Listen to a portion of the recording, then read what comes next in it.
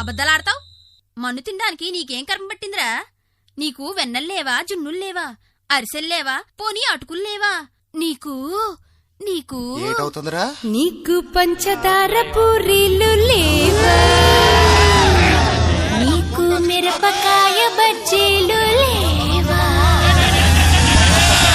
నీకు వేడి వేడి బొబ్బట్లు లేవా? లడ్డు మిఠాయి నీకు లడ్డు మిఠాయి